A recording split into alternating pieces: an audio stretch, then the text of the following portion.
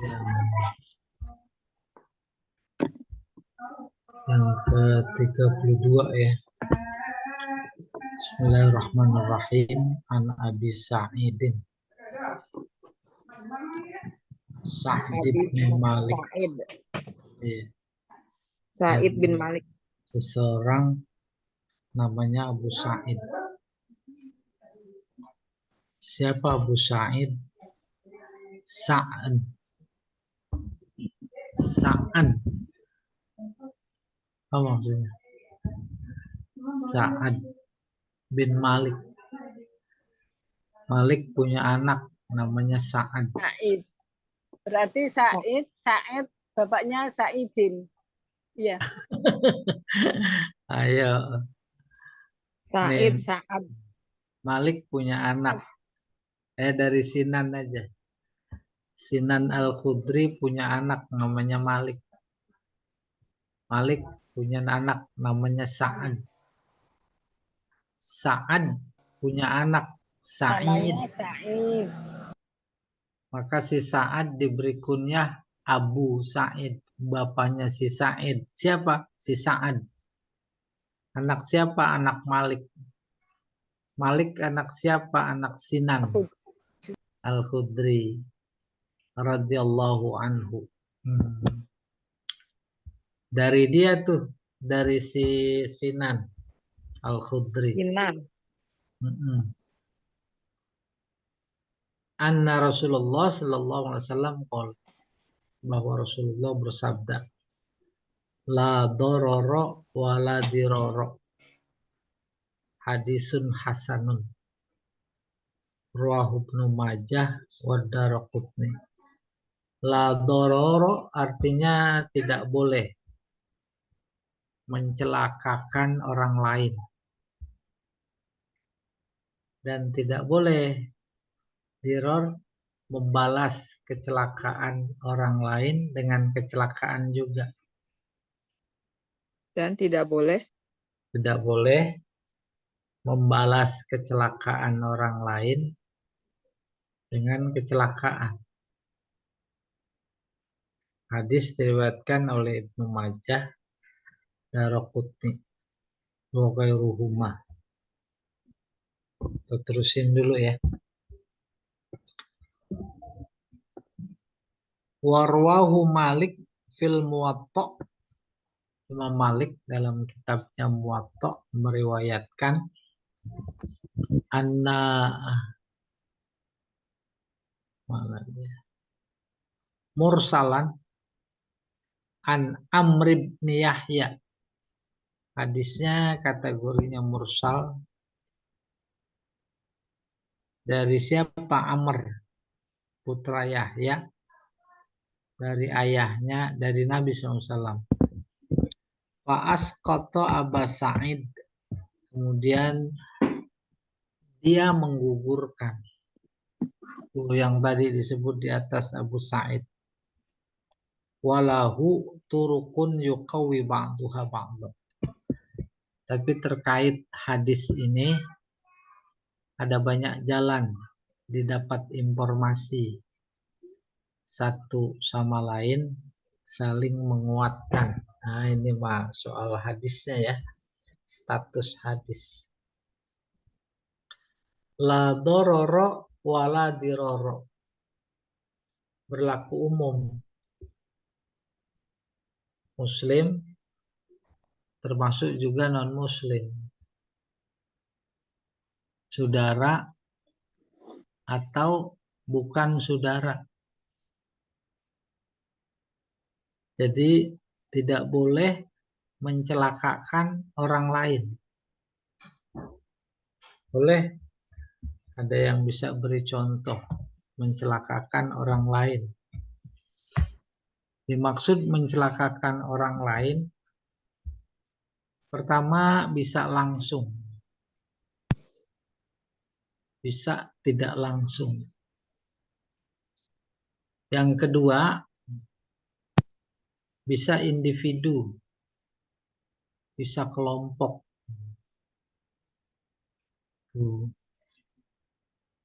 Bahkan lebih dahsyat sedang dipertunjukkan dalam kehidupan berbangsa ini justru berlomba-lomba mau mencelakakan. Iya atau tidak? Yang tak sependapat, tak sejalan, berseberangan, dicelakakan.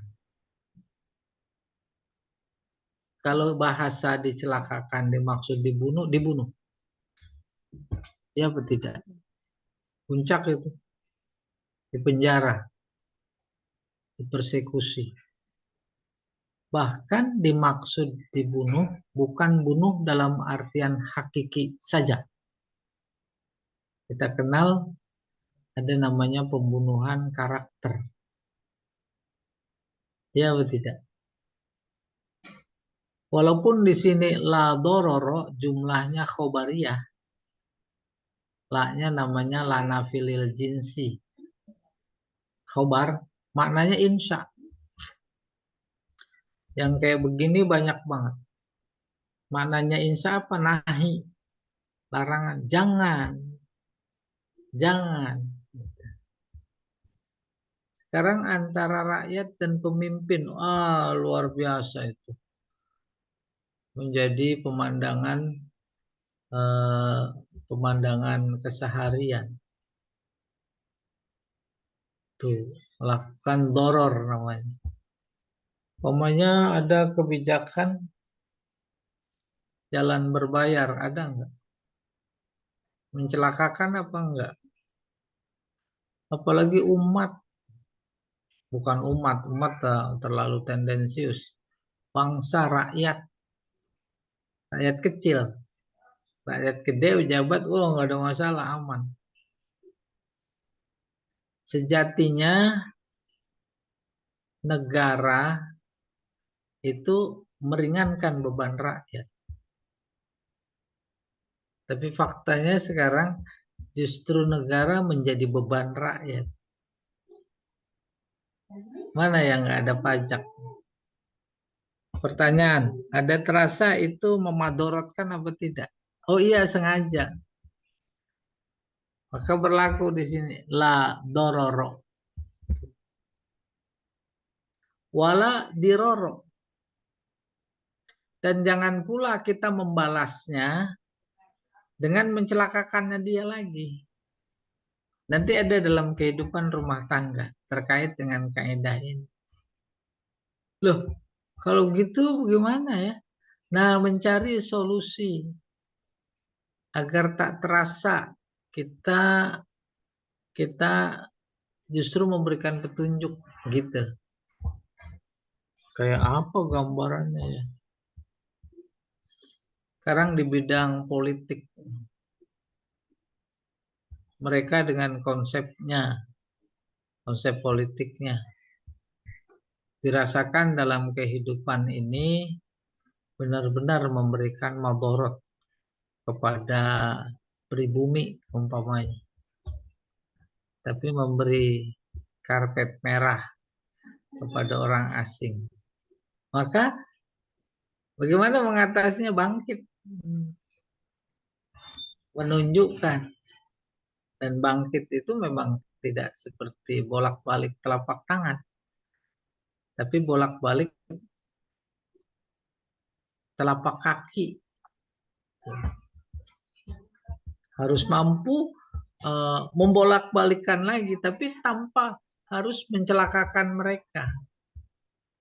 Mereka justru malah menjadi sadar bahwa mereka itu berlaku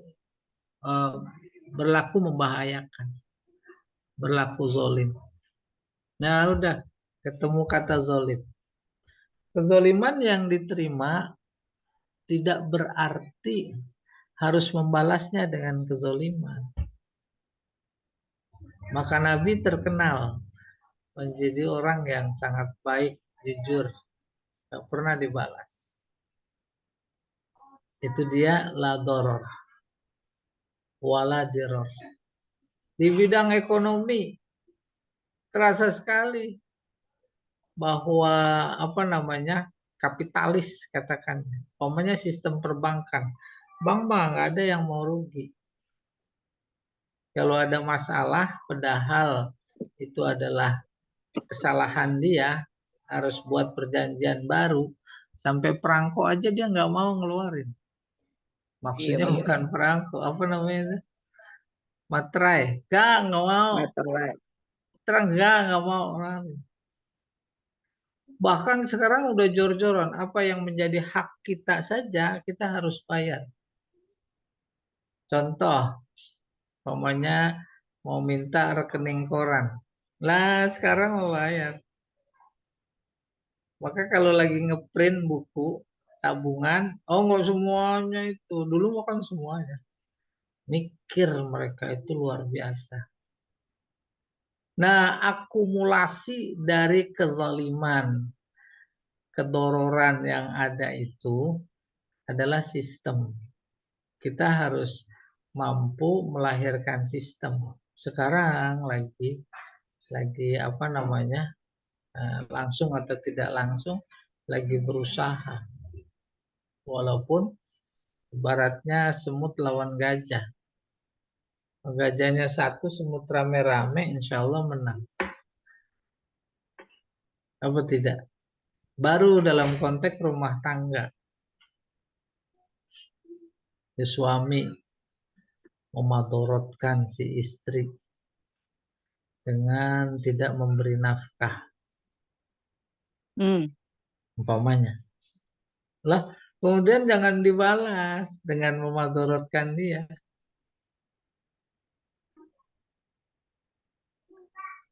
Kalau saja harus balas-balasan dengan yang setimpal, itu nggak ada islah.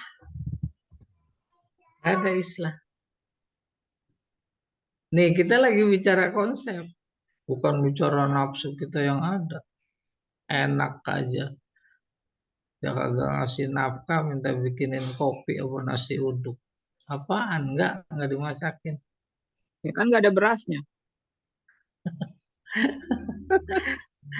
Tuh kan, nafsunya udah nyaut. Iya. Berarti berarti Dulu di masa berarti pelajar. berarti istrinya harus nyari nafkah gitu. Itu mah urusan ibu, bukan urusan saya. Iya, habis kalau suaminya nggak ngasih uang belanja tadi kan nggak boleh memedorotkan. Berarti kan kalau harus ada kopi dan nasi uduk kan istrinya harus nyari duit sendiri. Itu nggak mau kalah.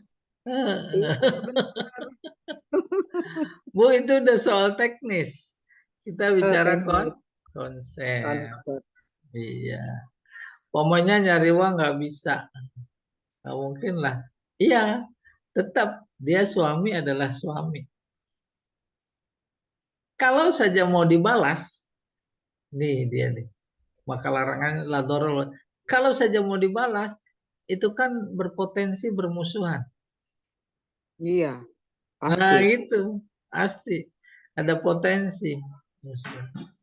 Saya beri contoh ekstrim. Rumah tangga ikatan.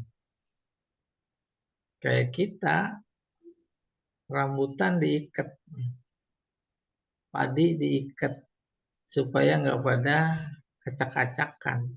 Itu makna ikatan yang bahasa teknisnya akad. Yang ngikat nggak tanggung-tanggung. Allah. Itu basicnya. Siapa di antara kita yang berani buka ikatan Allah? Tuh. Nah, terkait dengan problematika rumah tangga, sampai yang paling puncak umpamanya udah mau disakitin banget. Nabi masih kagum dengan persoalan yang dialami orang-orang beriman. Ajaban li amril mukmin. Aku kagum sama segala persoalan terkait dengan orang beriman. Idza asabahul khair syakar. Kalau ditimpa kebaikan dia bersyukur. Wa idza asabahu syarr sobar. Kalau ditimpa yang kurang baik, keburukan, sabar. Itu bukan informasi, nyuruh, perintah, sabar. Suami mabok, nggak kerja, selingkuh, sabar. Sabarnya apa di situ? Usaha, bukan bertahan. Usaha menyadarkan. Usaha, terus usaha, terus usaha. Usaha-usaha dimaksud dengan cara menyabarkan si suami, menasehati, mengingatkan. Pertama, itu adalah ibadah. Bukan karena dorongan nafsu, bukan. Tetap dipergauli dengan baik. Oh, Bapak pulang. Ayo, tuh udah siap. Makan maksudnya. Umpamanya itu mah contoh kecil. Masing-masing pada punya pengalaman lah. Hah? Oke? Terus yang kedua bukan cuma ibadah. Harus ada dalam pikiran suami hakikatnya yang ngasih adalah Allah. Kembali ke hadis tadi itu ajaban li amril mu'min. Idza asabahul khair syakar wa idza asabahu syar sobar. Itu maksudnya sobar. Kagum banget. Si istri kagum. Yang pertama mengatasi segala problema adalah ibadah. Yang kedua, dia bersabar dalam konteks menjaga ikatan Allah yang tadi akan. Yang ikat antara si A sama si B kan si Allah. Itu yang diwasiatkan oleh Nabi dalam pidato wadaknya. Akhaztumuhunna bi amanatillah. Amanat Allah. Maka diingat. Nah, itu jaga, jaga, jaga. Akar pertimbangan berikutnya untuk dia bertindak adalah kalau terus bertahan begini, banyakan mana? Maslahat sama mafsadat. Nah, yang bersangkutan tahu saya kayaknya udah banyakan maksiatnya ini. Kalau suami terus begini aja, umpamanya,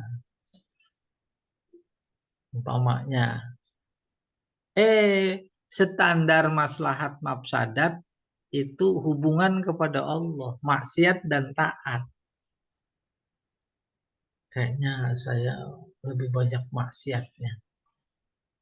Kalau bertahan begini terus, tak ada jalan agar saya tak jatuh ke dalam jurang kemaksiatan yang lebih dalam.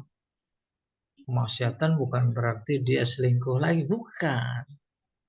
Bisa jadi itu ada potensi.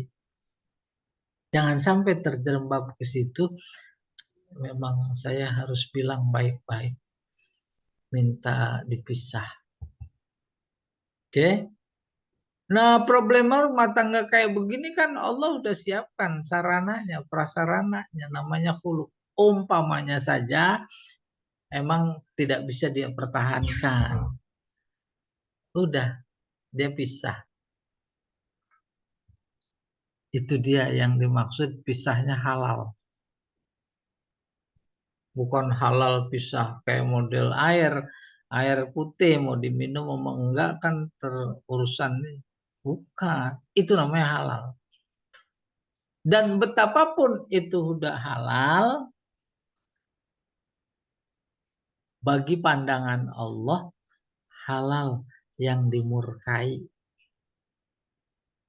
Tuh, maka sikap yang titik itu kita tuh mengamalkan gitu, memahami la dororo wala diroro.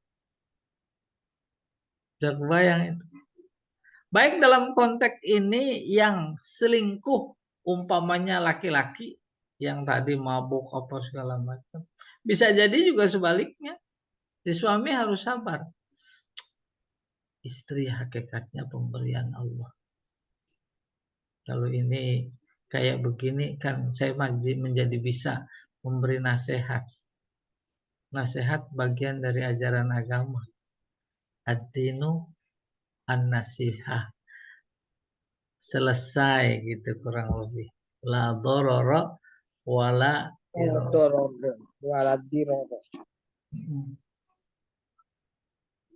Ada pelajaran tertingginya dari hadis ini.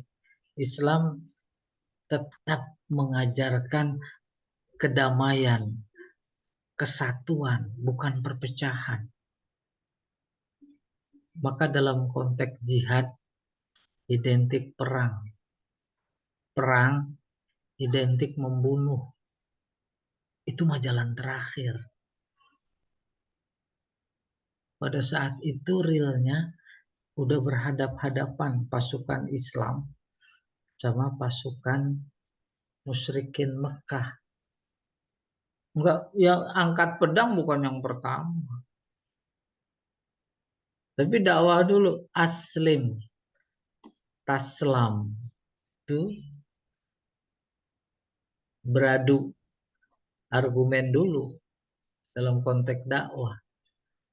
Kalau udah nggak bisa diselesaikan, baru beradu pedang. Kenapa begitu? Karena biar bagaimanapun dalam situasi apapun, Islam berseberangan dengan perang. Islam berseberangan dengan perang. Maka perang-perang yang ada, yang notabene identik sama membunuh karena terpaksa. Karena situasi dan kondisi. Islam mengajarkan kita lebih baik membunuh daripada dibunuh. Tahu itu? Lebih baik membunuh daripada dibunuh. Lihat fenomena kehidupan umat berhadapan dengan lawannya umpamanya. Enggak ada umat Islam dalam tanda petik yang bakar rumah ibadah orang lain. Ya enggak? Tuh, diam aja umumnya. Sekarang udah mulai bakar-bakaran. Ya udah, apalagi nanti habis Idul Adha. Itu banyak asap di sekitar masjid karena banyak bakar-bakaran. Selesai. Ada tanya boleh sebelum masuk hadis berikutnya.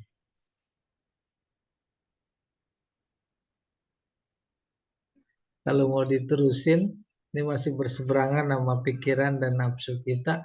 Gimana kalau kejahatan, kezoliman nggak dibalas dengan kezoliman? Gimana? Itu semua soal teknis. Lihat situasi dan kondisi. Bukan cuma soal teknis, tapi memberikan pelajaran, umat harus lebih kuat. Ya atau tidak? Kalau individu saja harus kuat, enggak memulai memukul. Jangan, kalau bisa itu lawan diusap-usap. Tapi kalau dia mukul duluan, kita harus menang, harus lebih kuat. Sejatinya begitu sebenarnya. La dororo wa la diroro. Iya. Ada hadis bunyinya begini. Assalam qoblal kalam. Salam dulu, baru ngomong. Ngomong dalam artian luas. Ngomong dalam artian khusus pakai mulut. Dalam artian luas, pernah dengar nggak ngomong, tangan ngomong. Kita kalau dinasehatin nggak dengar-dengar, tangan yang ngomong. Itu dengar nggak itu? Tangan ngomong nih, diapain maksudnya? Digeplak. Itu hadis Nabi. Malah hadis itu dijumpai dalam bab jihad. Assalam, ajak damai dulu. Kalau enggak, baru ngomong. Dan rupanya dalam strata yang paling standar, assalam qoblal kalam dimaknai begini, tersesat, tak tahu alamat, nyasar lah.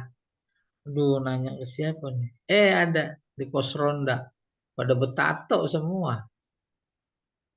Pada betato. Kita mau nanya ke situ. Nggak ada urusan. Apa agamanya? Coba. Mau nanya, terus saja dengan tegas. Salam dulu. Assalamualaikum. Pak, mau salam Pak. Mau nanya Pak. Tuh, dia tuh. Ada respon positif. Assalamualaikum. Kita nggak butuh jawaban. Sebab kita nggak tahu persis. Dari sikap lahiriahnya orang-orang pasti. Kadang walaupun dia non muslim, dia jawab juga. Waalaikumsalam. Oh ini Pak. Hadis itu. Itu yang paling. Ya, Assalamualaikum. Coba dipraktekin. Iya. Ada lagi yang tanya boleh? Atau yang berikutnya dulu?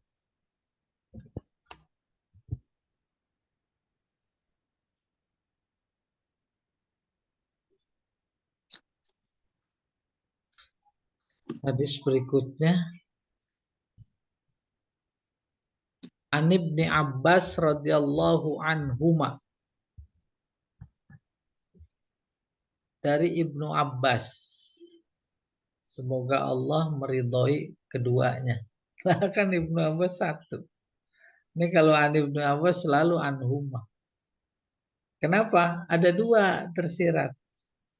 Pertama anaknya si Abbas, Ibnu. Namanya Abdullah bin Abbas. Yang kedua si Abbasnya. Semoga Allah meridhai keduanya. Itu Abdullah bin Abbas. Anna Rasulullah sallallahu alaihi wasallam qala, Rasulullah bersabda, "Lau yu'ton nasu bidakwahum ladda'a rijalun amwala qaumin wadima'ahum." Wadima'ahum.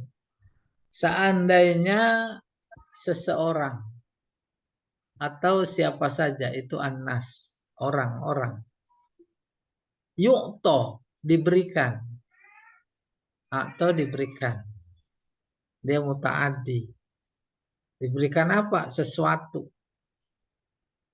bidakwahum, atas dasar pengakuannya, ladda'a rijalun, maka orang-orang pasti semuanya akan mengaku amwala qaumin, terkait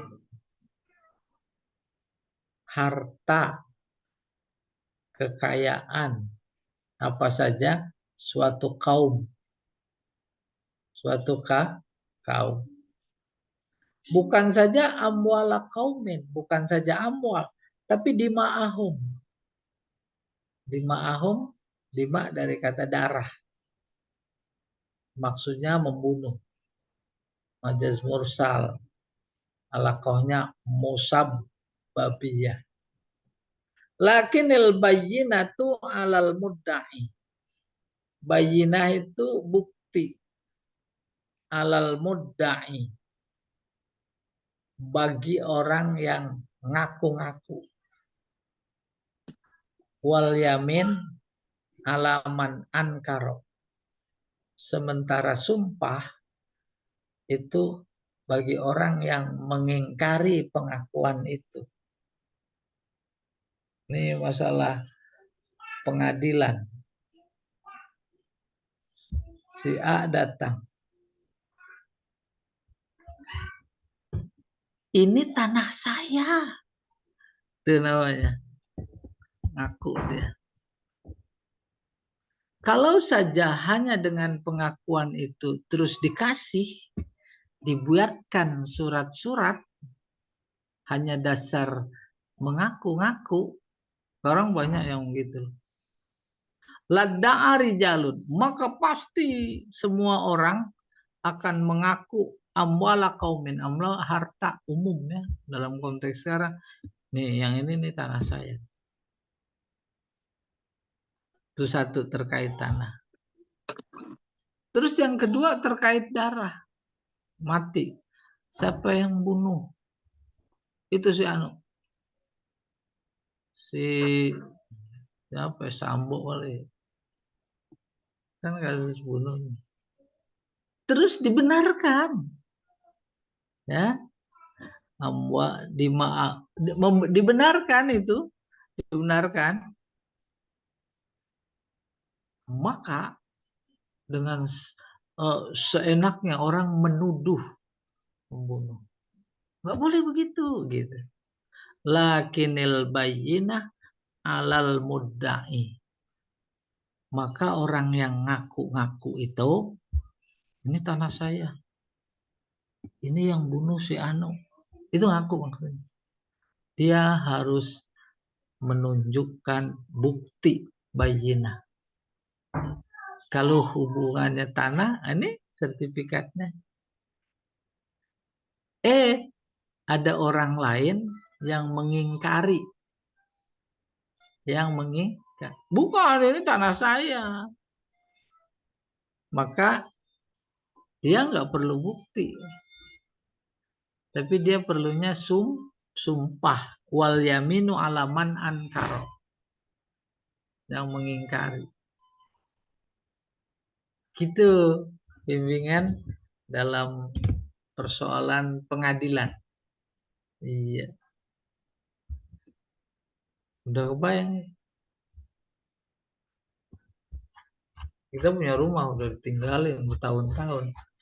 Ada orang ngaku. Itu namanya bidakwahum. Bidakwahum. Bentar ya, sebentar nih. Waalaikum.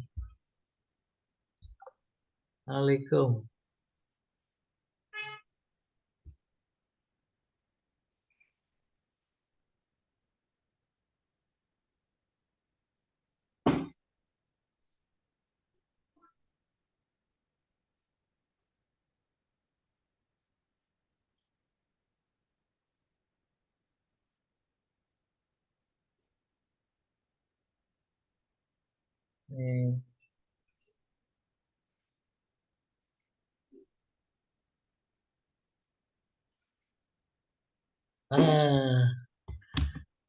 Gimana? Ada orang ini istri saya ngaku. Lah mana buktinya?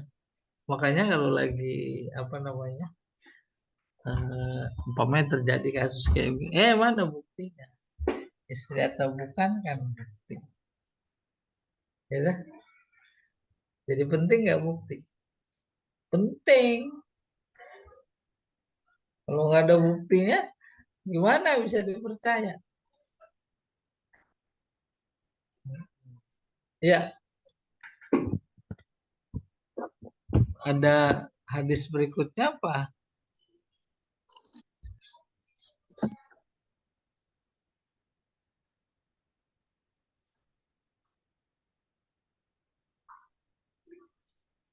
Ustadz, Ya, Assalamualaikum. Waalaikumsalam. Mau Iya. bertanya ini, kan tadi orang yang mengaku harus memberikan bukti. Orang yang mengingkari harus memberi sumpah, begitu ya. Iya. Terus lebih kuat mana bukti dan sumpah? Tentunya bukti kan. Kalau sumpah kan semua orang bisa bersumpah. Betul. Memang dia karena mengaku, maka dia yang harus mengeluarkan bukti.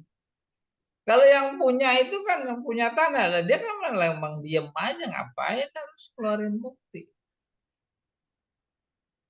Persoalan baru kemudian dia ngeluarin bukti juga, itu mah persoalan lain. Iya. Nah, konsepnya kayak begitu. Tadi kan Ustadz memberikan contoh dalam persoalan tanah. Kan sekarang banyak banget tuh mafia tanah. Misalnya saya punya tanah, bisa tuh sertifikat ganda. Seseorang juga punya gitu. Atau mungkin saya punya sebagian tanah, tiba-tiba orang mengaku karena dia bisa membuat sertifikat tanah di atas tanah saya. Nah, itu kan nanti ke pengadilan tuh pembuktiannya, gitu kan. Yang menang kan pastinya yang asli gitu. Artinya di sini jadi yang bersumpah itu pasti kalah gitu ya. Pasti bohong apa gimana tuh? Maksudnya gimana dari hadis ini? Nah, kalau melihat fenomena yang ada, fakta, apalagi sekarang memprihatinkan, itu mau udah benang kusut. Nah, itu kadang-kadang kan yang yang Nggak benangnya yang mau emang bukan kusut, dikusut-kusutin karena faktor SDM. Kenapa betul begitu? itu. Karena dasar hukumnya. Kalau dasar hukumnya Al-Quran hadis, enggak ada yang sesat. Hmm. Hmm. Ini, aduh, udah, ya siapa lagi yang salah kalau bukan kita-kita.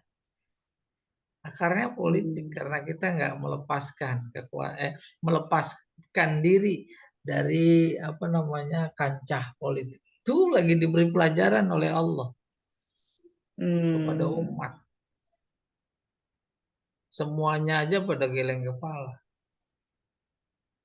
Yang benar sekarang itu standarnya adalah yang berkuasa. Ya tidak. Apalagi Betul ya. soal soal hak batil. Kalau punya kekuasaan, dia identik sama yang hak. Kalau yang nggak punya, identik sama hoax. Ya tidak. Iya, iya betul. Itu jadi kita kalau masuk ke situ ya tadi udah saya mah udah kesel aja ini mah ngurusin benang kusut. Hmm.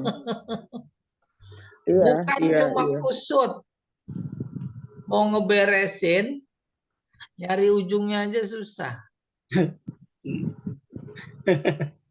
Ujung harapan katanya. Lah udah saking keselnya apalagi terkait dengan ideologi akidah, ideologi negara. Ada kelompok saudara-saudara kita mau ngeberesin nyari ujungnya susah, udah gunting aja di sini. Hmm. Di mana digunting? No, di Bali. Bali 1, Bali 2. Gunting itu. No, di Marriott. Gunting lagi. Hmm. Iya. Kebayang itu. Dia Hmm. mereka, baik sangka kita tahu hadis. Umat ini ibarat satu tubuh. Sakit satu, sakit semua. Ono di Bali pada joget-joget telanjang. Bebas. Lah kalau dibiarin nular. Rusak semua. Apalagi hadis setelah ini nih manro amin kumun karon. Kalau didiemin aja itu sama dengan berbuat munkar. Itu kecil. Lebih dahsyat sekarang banyak para ulama di bawah ketek kekuasaan pada ngelihat nggak kemungkaran. Ngelihat. Tapi Ya, kan banyak. kalau yang amar ma'ruf kan amar ma'ruf nggak apa-apa, tapi kalau yang nahi mungkar kan sekarang diberangus. Lah, amar ma'ruf juga sama. Kemarin-kemarin memang begitu, dikit beda. Sekarang Iya. ngomong aja, coba ngomong khilafah. Iya, akhirnya kan nggak ada yang nahi mungkar. Apalagi lebih berat. Dulu amar ma'ruf nahi munkar ibarat dua sisi mata uang. Nggak Iya. bisa dibedain. Perkembangan berikutnya dibagi-bagi. Amar ma'ruf ulama. Nahi munkar penguasa. Nggak apa-apa dah. Karena dia yang punya kuasa. Ada rumah maksiat. Dilaporin udah. Sekali dua kali didiemin aja. Tuh. Akhirnya kan memicu. Saudara-saudara kita bertindak. Disalahin juga. Apa enggak kusut masalah ini. Maka mereka-mereka yang di Bali 1, Bali 2, kemudian di Marriott, terus yang lain-lainnya, umpamanya, itu kalau kita berbaik sangka, mereka ibaratnya dokter. Diagnosa yang dilakukan memutuskan tangan ini harus dipotong, kalau enggak menjalar. Lah dipotong. Cuma itu persoalannya. Gigi satu sakit kalau dibiarin menjalar semua, dicabut apa enggak? Cabut. Cabut. Cabut, copot, ngapain dirawat? Begitu logika sederhananya. Andai kata itu salah, maka kesalahannya pertama, salah diagnosa. Yang kedua, kesalahannya mereka-mereka itu baru kucing kecil berhadapan sama singa buas. Itu soal kekuatan. Kalau berani, tuh singa gorok lehernya. Cicak buaya dong. Gorok lehernya. Cicak mau kecil, Bu. Anak saya Iya, aja. Mas. Cicak sama buaya. Udah tamat itu. Lah buayanya kan buaya banyak pada pakai peci hitam itu buaya juga. Udah tamat cicak sama buaya. Gitu. Gorok nggak berani, bahaya. Dia cakar buntutnya tuh singa. Maka orang sekitar pada kena cakar. Digigit buntutnya tuh kucing kecil. Maka orang sekitar kena kayak begitu. Di hadapan Allah, kalau betul niatnya itu memang seperti tadi, man ra'a minkum munkaran falyughayyir biyadihi, jannah menunggunya, syahid. Karena itu kita dengar, itu kuburannya wangi, jenazahnya wangi. Mana ada yang orang tukang korupsi duitnya banyak, walaupun dikuburnya di sono, di mana itu yang di Cikarang? Sandiago Hill. Ya, ibu udah pesen. Sandiago. Kagak ada yang wangi. Allahu Akbar. Ibu yang disimpan tuh benang kusut. Kusut. Kok orang udah luar biasa kusut. Apalagi masalah rumah tangga. Nikah. Nah, berbeda agama. Sama sih jenisnya yang sama. Sama jenis pada nikah. Apa itu kalau bukan program global dalam rangka menghancurkan. Kembali la dororo wala diroro. Ya, berat memang berat. Mana ada yang bisa masuk surga dengan ringan. Bacain Yasin 7 hari masuk surga. Enak banget. Gorokan lagi. Aduh, saya di Talim udah bilang gitu. Udah, sebentar ya, saya izin ya ada ini.